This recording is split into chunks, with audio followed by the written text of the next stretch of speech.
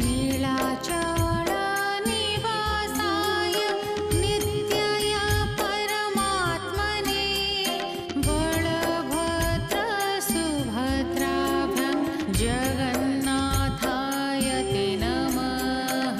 जगदानन्दकन्दाय प्रणतार्तिहराय च नीलाचलनिवासाय जगन्नाथाय